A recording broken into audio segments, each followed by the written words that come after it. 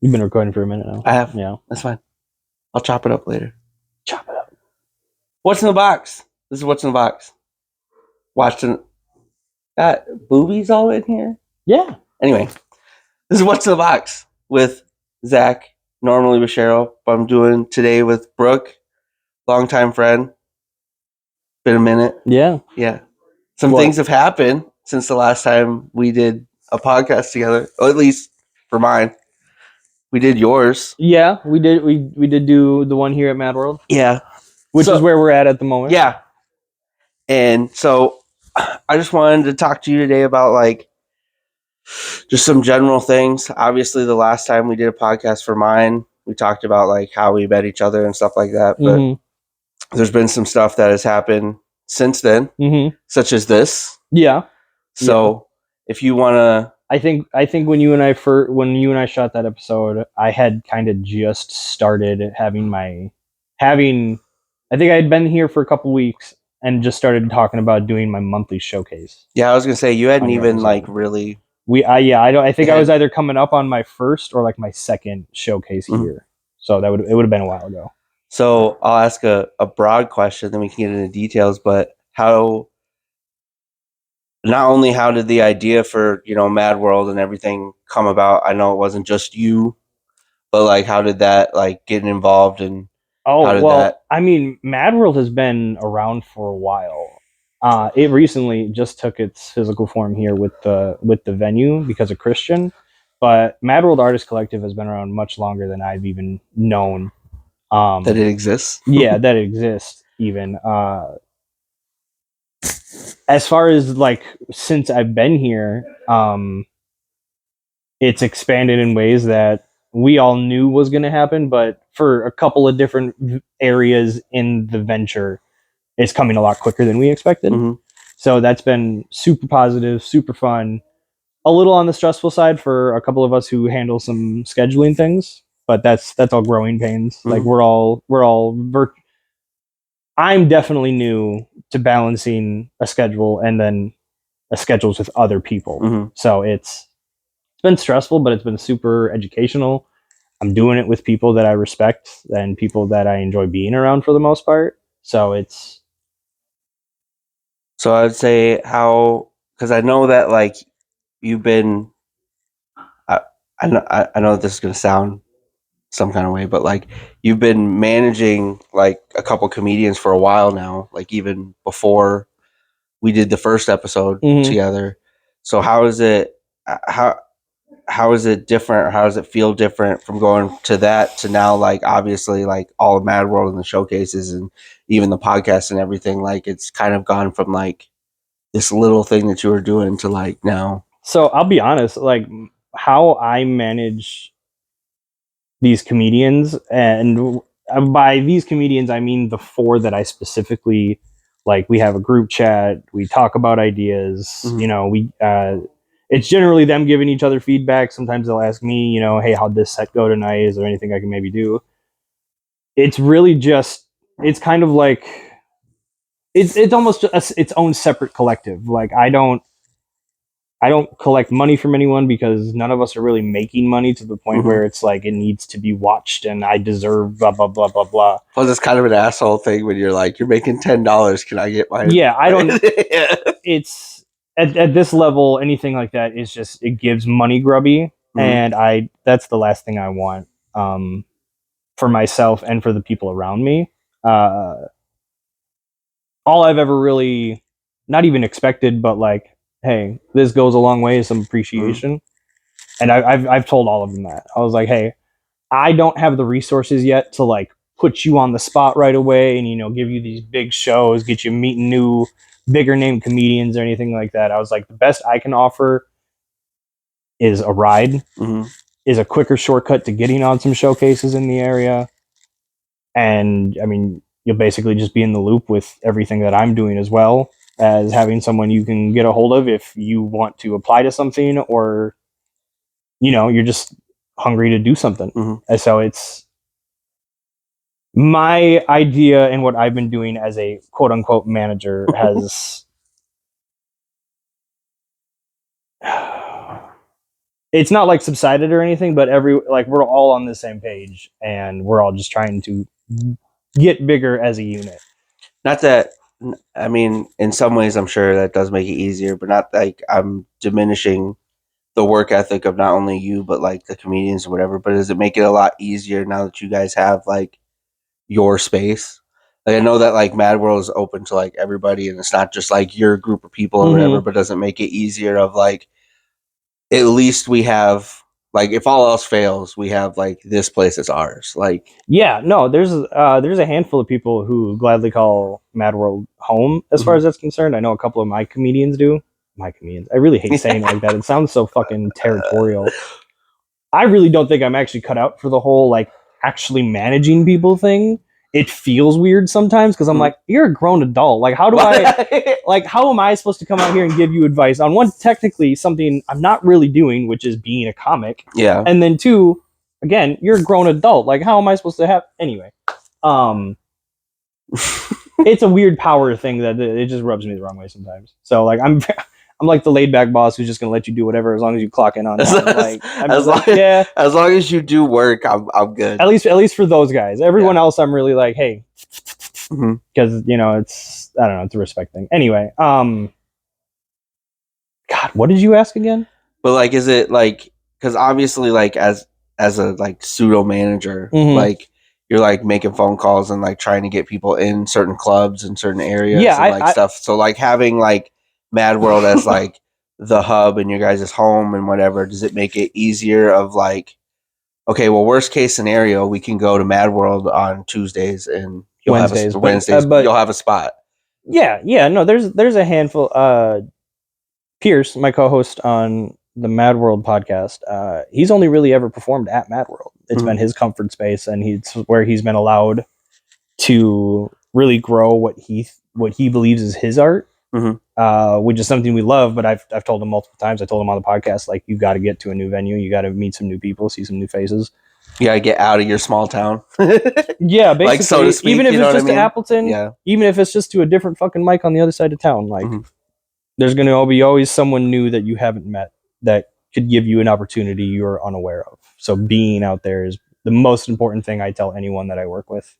It's like I can assist you in any ways possible, but if you're not actually putting in that work, it's a waste of time for me. Yeah, and also like you said, if you don't like get out of your like, I've heard plenty of comedians talk about that, about how like when you're at like your home club or like even your hometown, like it's really easy to get laughs because like not only do these people kind of know who you are and kind of know like what you're about or whatever, but also there's a shared like I can tell a joke or a story about like us growing up in Seymour, and that's gonna hit for you because you grew up there.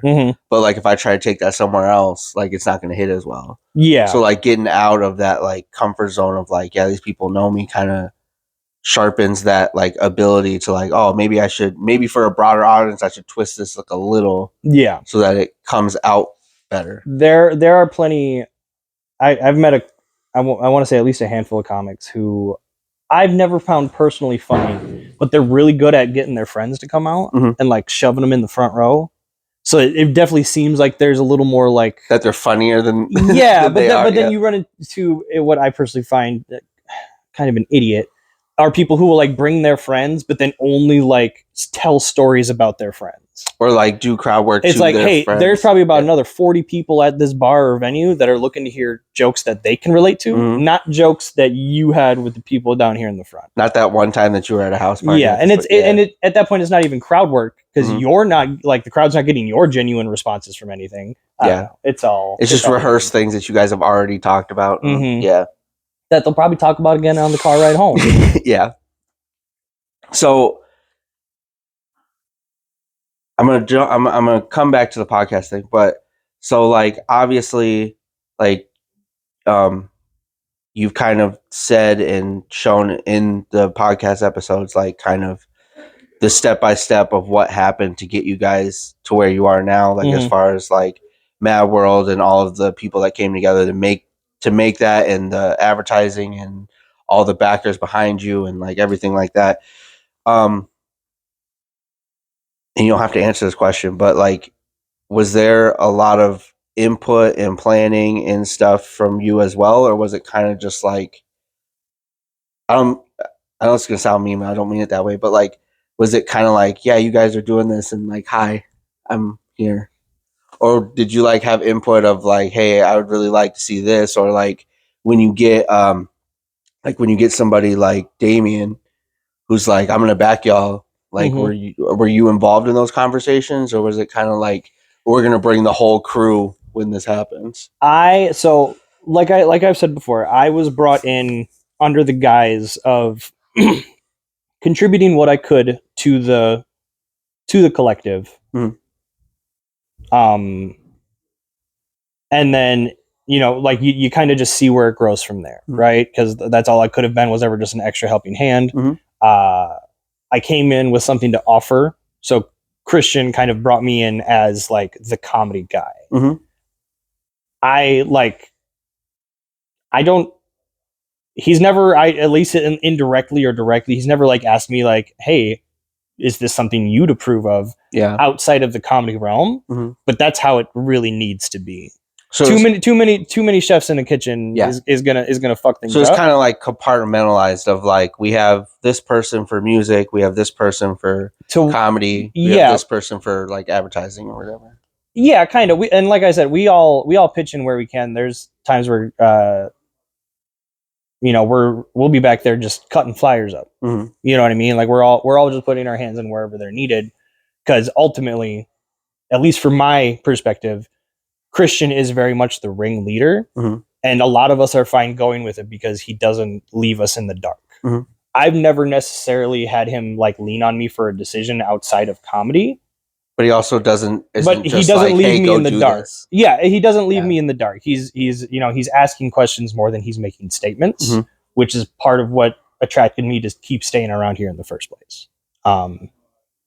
As far as like big decisions go, no, he's never really like we're gonna put X nudged amount of me. money into this thing. Is that okay? No, with you? no. A lot of like times that kind of thing. like, so when it comes Yeah. to like a showcase, he'll just be like, "How much are the comedians?"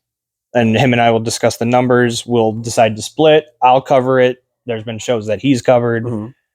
It's all just kind of, hey, let's make this happen for people and not just for ourselves. And I know that you guys have said this a few times, not only in the podcast, but like conversations I've heard with you guys too. And it's something that like I really appreciate, like from an outsider looking in, is that it feels very much, and you and Pierce have said this, it feels very much like I I'm I don't know how to word that. Not I do for you, but like we're all in this to make a living at this and to figure our shit out. So anything you need from us, we're the house. So anything you need from us, Mike's uh what is it? Advertising, you need us to shout you out, you need us to like help you out with jokes or help you out with a set with the music wise, or like, hey, your show got canceled, come over here, we have an open, like it's very like not pointed so much as like artist friendly, but very person friendly. Like we're all just here to like up each other up in whatever way that we can. Ask not what your country can do for you, But ask what you can do for your country. Yeah. Yeah, that's, we're not following like that man's ideology, but like a lot of my times in my head, that's what that gets played is like you'll be fine. Yeah. You'll be covered in the end. See what you can do more of. And I think, and that kind of breeds, because there's a lot of like, I mean, you hear stories about people all the time, especially like in the music and comedy scene, of like getting taken advantage of, and like you said about the getting paid or whatever. Like there are people that are like, I know you made $10 on this set, but like, where's my $5? Yeah. Like, and that kind of breeds like a distaste for people to like want to be creative and want to do this and like stuff like that. And so like the environment and vibe that you guys have here, that you guys are like instituting, and not only like yourselves, but like everybody I've met, everybody I've seen on the podcast, like everybody also has that same mentality. Like there's not a selfish person that's going to be like, nah, this is my time. Like in the bunch that like I've met. And so like, I think that's a rare thing to have, is because like, especially especially like now, like not to undermine it, but like not that you guys are like the rest center or like something like huge, but like big enough. And so like sometimes that does come into play when you start getting more and more is people start being like, well, no, I'm the one that people come to see. I'm the one that, and like there's none of that as far as like I know and can see, like there's none of that. Ain't nobody coming to see you, Otis. Yeah. There's none of that here, which is like it's a cool thing. It's a cool thing to see. Yeah. You don't see it very often. And I can't speak for everyone else. I'm an imperfect human. There's a lot of like to accept certain ideologies for me has been difficult because I have a lot of pride and a lot of ego in my chest. I'm not going to say I don't.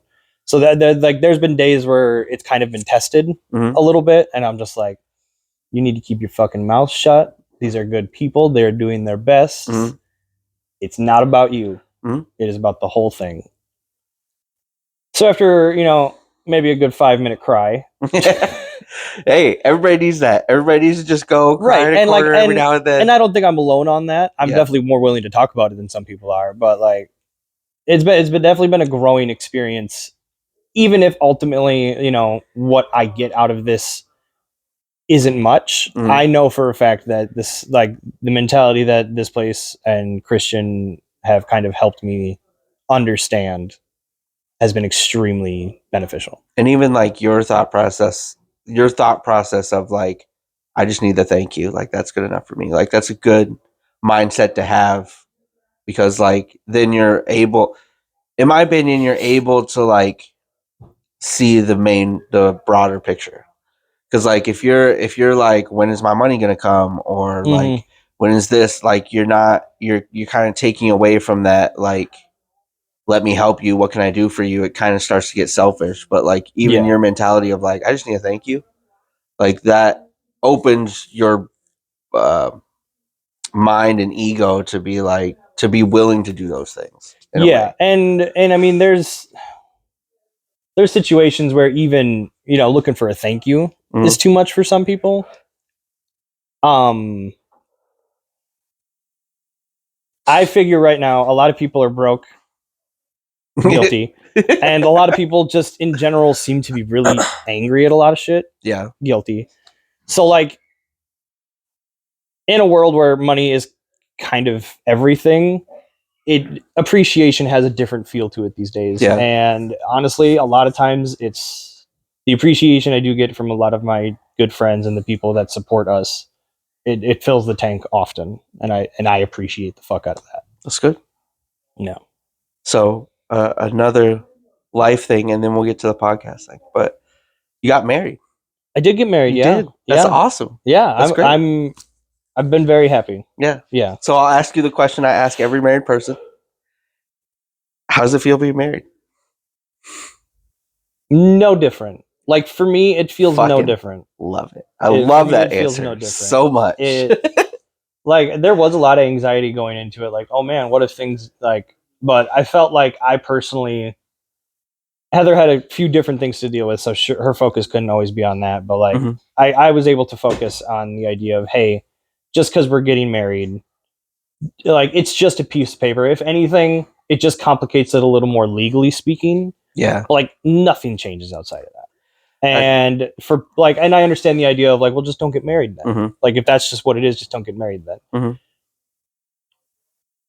It just gives us really another reason to have a party every year. For sure. Low key. For sure. Like she's already planning this big hurrah for our 5-year anniversary.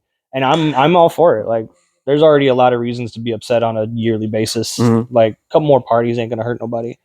It's one of my favorite things, and I'm glad personally that I have guys around me that feel that way. Because obviously, like we all know, like that guy that's like, I don't want to go home because my wife's gonna say this, or like we got married and all this changed and all of this. And I said this when I got married to Cheryl, is that I told people that because I had people ask me and like make jokes and like, oh well, now this is gonna happen now that you're married or whatever. And I always told people that too, like nothing's changed. Like it's like I'm lucky enough to have married my best friend for real, not just saying that. And so, like, when we got married, I told people, even the jokes and comments they would make about being married, I'd be like, dude, nothing's changed. Like, we're still the same. We still have the same talks. There's nothing, like, no added expectations now that we're married. So, like, personally, like, I like to hear that when people get married and they're like, shit's the same. Like, it's good. Yeah. Well, and I mean, it's hard to see past it too, because especially if you are putting a little bit of money into your wedding, Mhm. it gets stressful. Mhm. And especially, you know, if you have like the what seems to be usual dynamic of like she's doing most of the work, he's kind of just like, yeah, tell me when to be there, Mhm. kind of thing. Like Tell that, me what color my suit has to be. that's like I can't imagine a world where that amount of stress and like starting to be like, why the fuck aren't you doing more? Yeah. Just to like go the next day back into what feels like a routine. I could imagine on Yeah. some levels where it's like, this isn't what it was supposed to be, blah blah blah blah. But we didn't have that. I did my very best to at every point give a helping hand. Mhm. And it allowed us to kind of manage the stress a little better, to get like, again, keep our level head and be like, hey, this isn't going to really change overnight for some dumb reason. Like this paperwork isn't going to change any of that. And we were able to see that because we weren't so goddamn stressed the whole time. Yeah.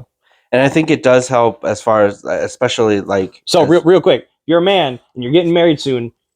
You don't have to like be a groomzilla or anything, but you can help out a fucking bit and take a little bit of the stress for her. even well, no, even like, I was just gonna say that, like, even like check-ins, like, you don't necessarily like, yeah, check-ins go a long way. Yeah, you don't necessarily have to be like, can I do this? Can I do this? Can I do this? But like, at least checking in with, like, if you do have a wife that's like, I want to handle this, like, I want to do this, I want to make sure this is done, like, at least checking in and being like, hey, you all right? Mm-hmm. Like, you need to go sit and chill for a little bit, you want to go on a date real quick while we're in the middle of doing this, Yeah. like, just something, like, even that is helpful, especially planning a wedding, because like, there's far more pressure on a woman during a wedding than there is on a guy. Like Oh, tons even more. you said, like, the guy's sole responsibility for every wedding, for the most part, is just to show up and look nice. Like, that's it. Yeah. But like, everybody puts pressure on the woman of like, your photos have to look good, your dress has to Mhm. look good, the table settings have to look good, like, all this stuff. So like, even if you're not the one like helping with those things, Yeah. like, even those check-ins, because she's going to be stressed, like, even those check-ins of just being like, hey, you good? Like, what's going on? And like, obviously, like, you're that person anyway, but I mean, it's nice. I'm not gonna lie. I did struggle with it at times. There were days where like I was oblivious to the stress she was having, and I just be like, "What's wrong with you?" And she's like, "The fuck you mean?" And it's There's like, a, so like there's- I've had my hiccups. Don't get it twisted, but like I can see, look, like hindsight's 2020. I There's- could have handed out more, just support in general, yeah, and it probably would have made things a lot easier. I think we did, like I said, I think we did a good job handling it as it was, but like I could have done more. there was there's a story from me and Cheryl's wedding, and for the most part, like, our wedding went great, Mhm. and there was a lot of things, like, we got together super early in planning our wedding, and we're like, if stuff doesn't happen or doesn't go, we're not going to be upset about it. Mm. Like, we had all these cool plans and all these things that we were going to do and like everything, and we got together really early in planning that and being like, we want to do these things, but if they don't happen, like, we're not going to make a big deal about it. And most of the things that, I mean, I've semi talked about them, but most of the things people didn't even realize didn't happen. Right. But like, there was a time, because like, we were both doing overtime to pay for it, and we were trying to do everything ahead of time. So we were trying to pay for the venue, trying to pay for the wedding, trying to put a video thing. Cheryl was trying to put a video thing together, montage, which didn't end up happening. Trying to pay for the honeymoon ahead of time. So we were trying to get all this stuff done ahead of time before the wedding. That way we could have the wedding and we wouldn't have to be like, oh, you owe $10,000. So now we got to figure out how to like make up that money or whatever.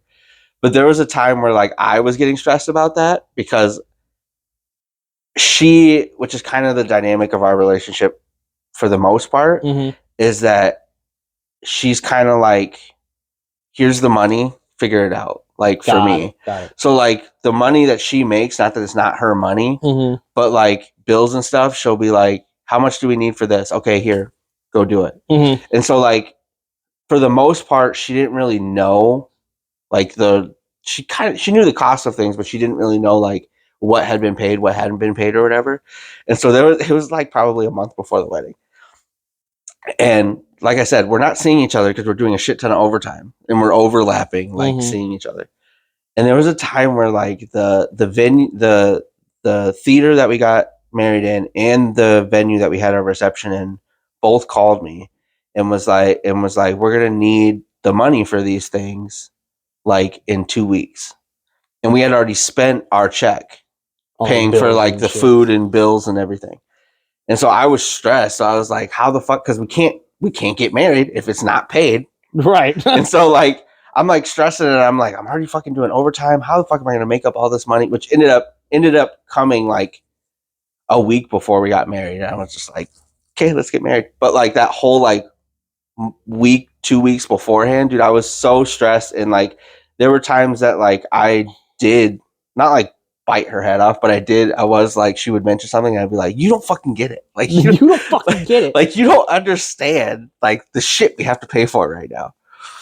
But then like because of our communication, like we were able to like talk it through and it didn't become like a huge argument or whatever. But yeah, it's just those kind of things. Like if you don't check in or don't like acknowledge those things during those times, that's why people get to weddings and like they hate each other by the time they get married, or like directly after. And I'm guilty of this.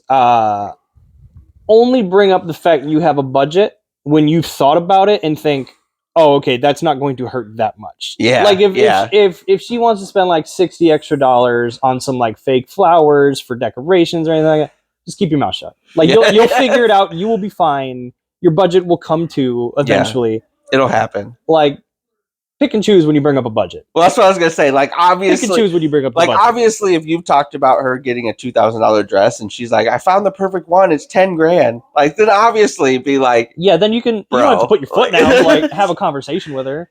But like yeah, like you said, like the $60 fucking flowers and shit. Shut up. We were walking through. The craft store. We were, I think, putting together her bouquet or whatever. Like she was like, and fake flowers can be kind of pricey sometimes. Mm-hmm. And she's just grabbing like a shit ton. And like, I think after like the 6th different like little combo she had just in the cart, I was like, how much did we have to spend on this again? And she like just stopped and fucking stared at me. She was like, I'm not buying all of it. I'm just doing work right now. And I was like, see, you didn't have to bring that up. You could have just waited a bit longer. You could have just used your brain for half a second and thought, even if she does buy all these, is that big of a deal? So it was, yeah. Yeah. Forewarning for anyone who's about to get married and is kind of dumb like me. So I'll bring up the podcast. How's it doing the podcast? Like I know that was a thing that like you were excited to do and like had kind of nerves about. How is it now that you're what 5-6 episodes in? I think we're coming up on episode 8. Yeah. I think Tom was episode 7. So how's it feel? I'm kind of just in it right now. It doesn't necessarily feel any kind of way because with how we're doing it, it's just one right after the other. Mm-hmm. I know we plan on in a few weeks taking just like a week break to kind of recalibrate some scheduling, figure out if there's things we need to improve on. But as of right now, it's just like the most stressful part is figuring out when and where. When? I would say mostly when, because obviously everyone has a different schedule and not everyone can make it till midnight on a Wednesday night, to shoot a podcast. So, we've been dancing around with that, but outside, like I said, outside of scheduling, everything's just been happening. And we're like, from what I understand, we're all doing our part and taking it in stride. It's good. I don't, to my knowledge, I don't think anyone's like, oh my gosh, this is too much. I don't know if I can do this anymore kind of thing. Is it easy? Like, obviously like this is easy, but like, is it easy for you to do those, or is it like a inside baseball for podcasting? Is it like easy to just have like a free flow conversation, like especially with like peers and like people that you're comfortable with, or is it kind of like a comedy set where like the punchlines and like you're just kind of like we have to get here. So with our current setup, it's definitely a little more freeform. We have a meeting like a day or two before the episode Just be like, hey, this is who we're having on. These are some social media sites. What can we think of right now? Some decent questions. What art are they really into, so that we can talk about that, because that's part of the whole thing.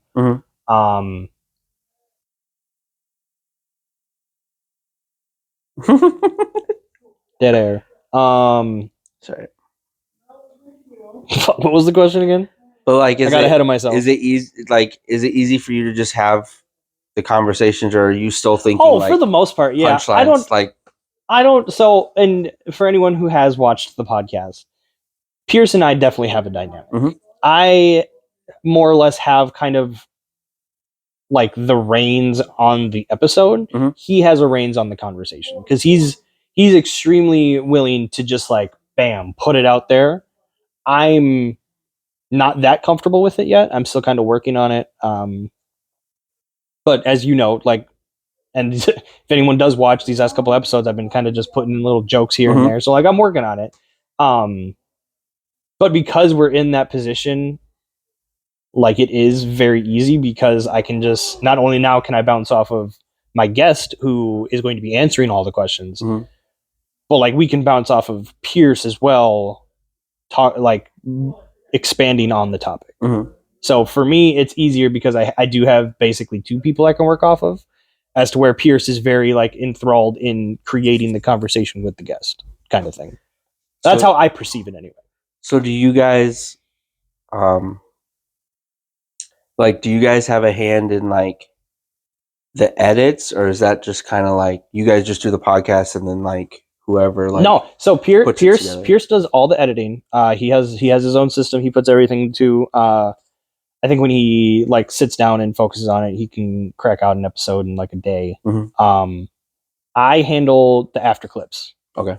We have our system, so like that we use that go on like Facebook. Yeah, those clips are generally, I'll go through, I'll watch them, make edits if I need to, but a lot of times they come out perfectly fine the way they are. And then I'll handle making the posts and everything like that. But again, that's just another area where we're all doing a little more than we need to be doing. Our part where it's needed.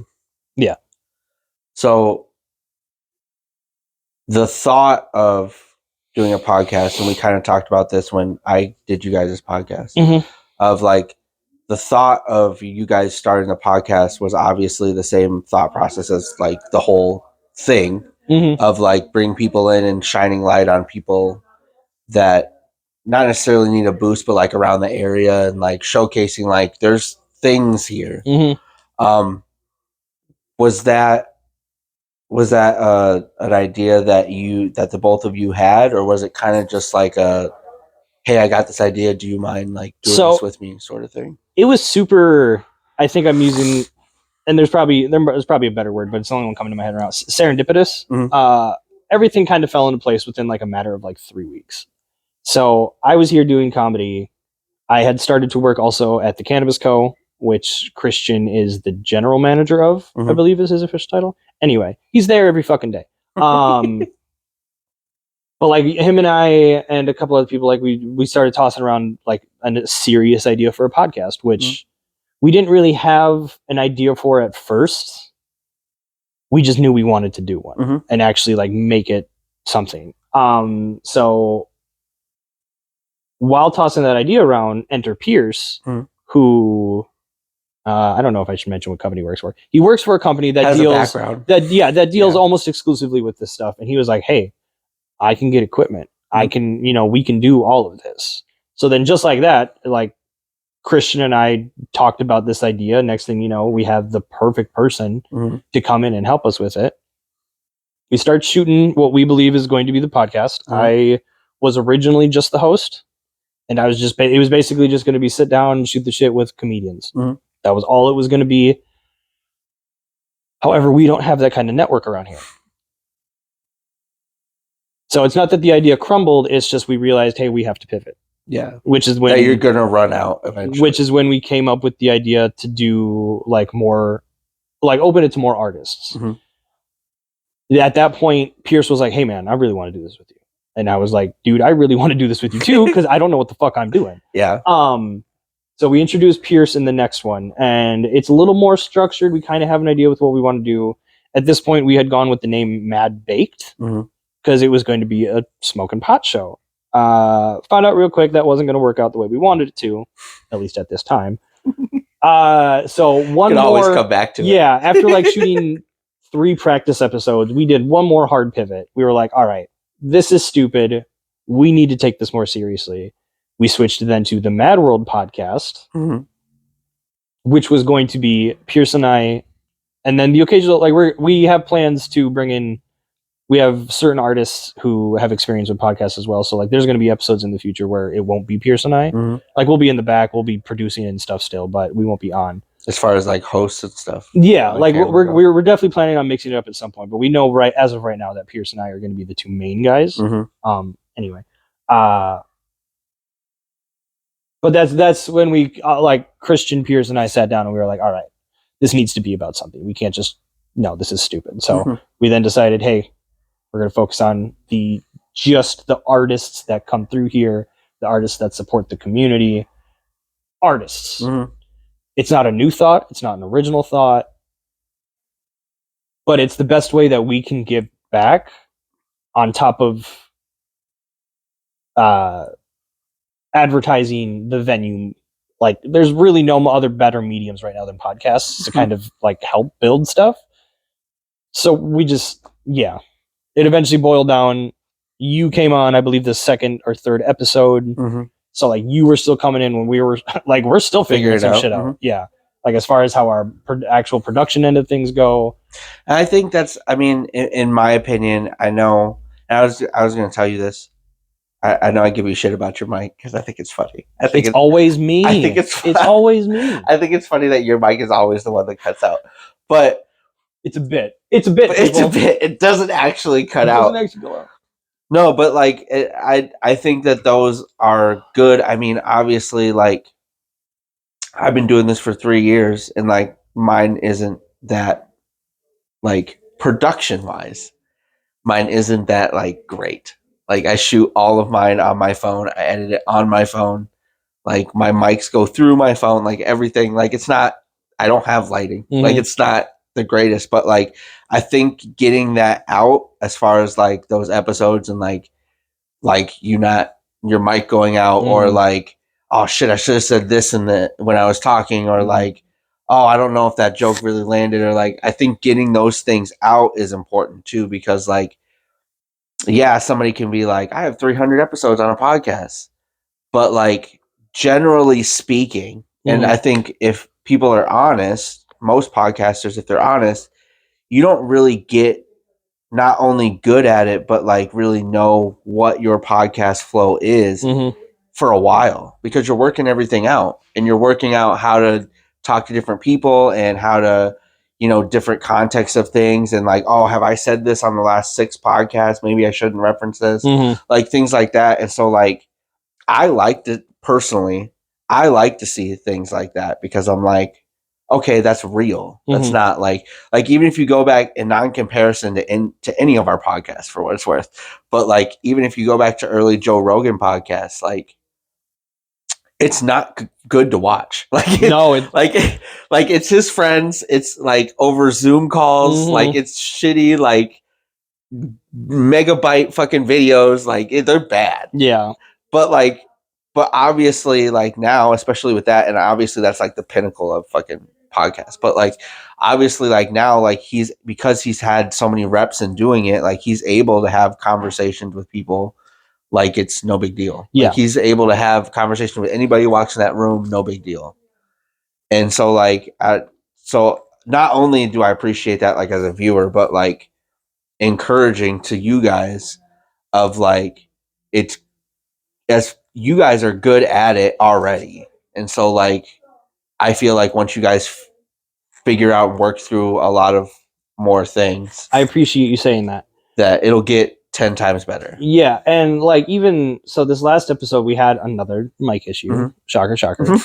Was it your mic or was it? Yes, it was. Oh, it was. But like because of the issue, like, and it'll probably be kind of edited out, but like we had to talk with our sound guy, and we were like, hey, you have the headset on. if I cut out, you are the only one with keys to throw on a emergency handbrake and let us know. Because we can edit that out. We can be like, hey, technical I was gonna say we could always chop that up later. Yeah. And we were like, it's kind of stupid, but we were excited to see him like, hey guys, real quick, because we were like, fuck yeah, we're learning. Like we're all fucking, we're doing it together. Like it was it was a weird experience, but it was a cool experience. And FX, our sound guy, he does great. We're happy to have him. But like he's even still learning like when he's supposed to step up and do what he's got to do, along with Pierce and I behind the scene too. So well, especially like it's hard, and I obviously like I do all my own stuff. So like, but I would assume that it is, especially somebody learning and like kind of pseudo new to it. Like it's hard when like you see a flow of people like on camera, they're recording, they're flowing.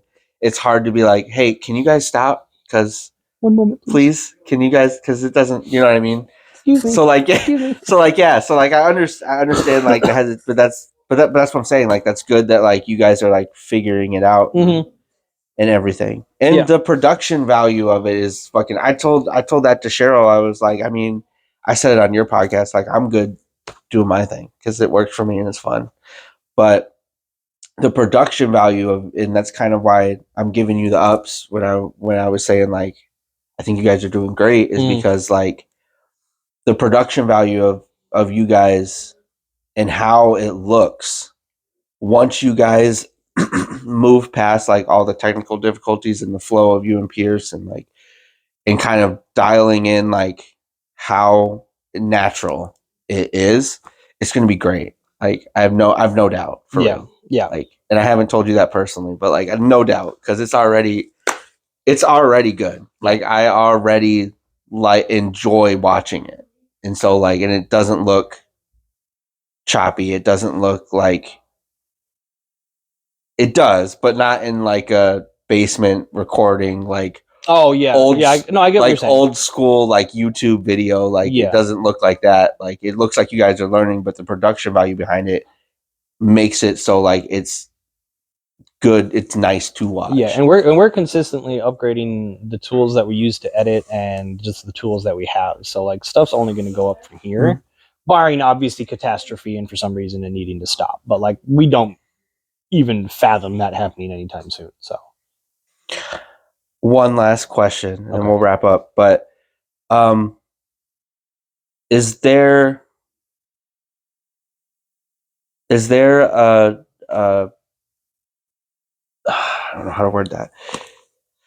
Is there something like as far as like production or like with the podcast or something that you have thought about, like I want to do this? Like I know like you said like with you and Pierce, like it's kind of like a common understanding of like we're doing this podcast for this reason with these kind of people. Is there something that like you've thought about, like even outside the realm of doing the podcast with him, like it would be really cool if like we did this sort of thing? I'd love to get out to more live events and like even just like have a booth set up where we're recording in and like people are going by and like we can talk to and stuff like that. Kind of like the debate thing, not to bring the Charlie Kirk thing in, but kind of like not nearly debate, but like, you know, just talking. It's gonna sound corny, but like find ways to like put a message out there, but make it positive. You know, like find ways to interact with people that aren't going to create disdain for an image, because that's all we can have really. Like we have our word, we have our actions, but an image is an important thing. For sure. Yeah, and to have a good image and to not be fake is something that is hard to find. Yeah. And I think if we just went out there and we're looking for debates or something, it would be such a hard left turn. I think that that's cultivating. True. That's true. I think that I love it. I do it personally. I don't think long term it would be a good idea. No. But I think like a couple of you and Pierce trying to debate people at a concert, I think that would be so funny. It would be so good. That would be good. It'd be so good. Yeah. Something that we're gonna work on implementing. I don't know how and I don't know when.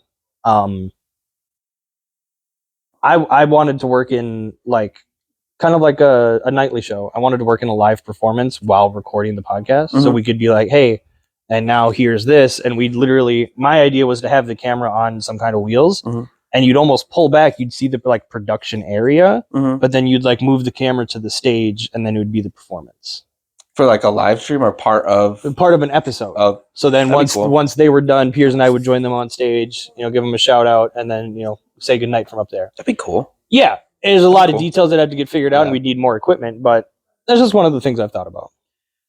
So, last question. Sorry. You triggered my brain. Is there like a vision you have for the podcast outside of like just showcasing like the collective? Like obviously you're not going to run out of guests, but like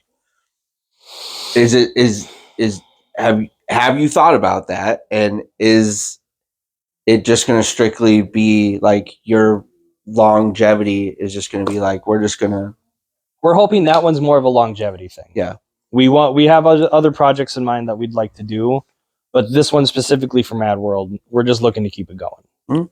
I'll be like, that's not important. Never mind. I was about to go on a whole another thing, but I've said it like 4 times already. So I appreciate it. I appreciate you talking to me, and I'll shout it. That's fucking awesome. Did you just see that? Yes, that's fucking awesome. Anyway, but like, hold on. Now I feel like we got it. Hold on. Now I feel like we got it. That's awesome. I hope I'm in the camera right. Yeah. Anyway, but like, obviously, I'm gonna keep boasting you up on this because I think that you guys are doing great, and I think I've said this for years that like I think you're super funny, and I think you're naturally super funny, and so it's nice to see you in an environment that you are able to be naturally funny, even if there are things that like you say and you're like that was dumb, like, but like see you naturally funny and relaxed and like doing something that you enjoy is nice to see because in my opinion you're good at it. Thank you. So I appreciate that. I appreciate you talking always. See you in about 20 minutes.